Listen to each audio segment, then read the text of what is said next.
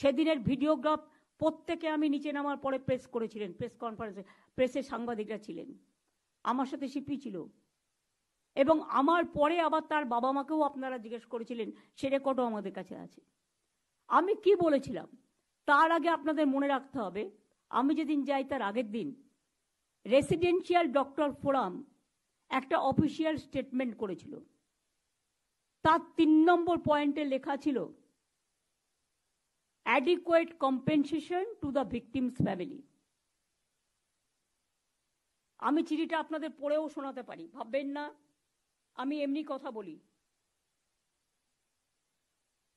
মনোজ, তোমাকে আমি চিঠিটা ফরওয়ার্ড করেছি, তুমি এটা পড়ে শোনাও তো কি লিখেছিল রেসিডেন্সিয়াল ডক্টরসদের, কি ডিমান্ড ছিল আমি যেদিন যাই তার আগের দিন।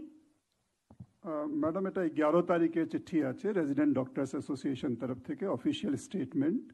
এখানে ডিমান্ডস বাদ দিয়ে প্রথম ডিমান্ড হচ্ছে immediate judicial inquiry of the case and arrest of the culprits with proper evidence and capital punishment for the culprits. The relevant evidences, including CCTV footage and post-mortem reports, should be shared with the committee representatives of protesting resident doctors. Second demand chilo written apology and resignation of higher authorities, principal MSVP Uday Madhyanik, chest medicine HOD, and on duty ACP of Arjikar Medical College Police Outpost within 12 hours. Third demand chilo immediate announcement of adequate compensation for the family of the victim. এটা রেখে দাও। এই জন্য আপনাদের শোনালাম যে ওরাই একটা ডিমান্ড করেছিল।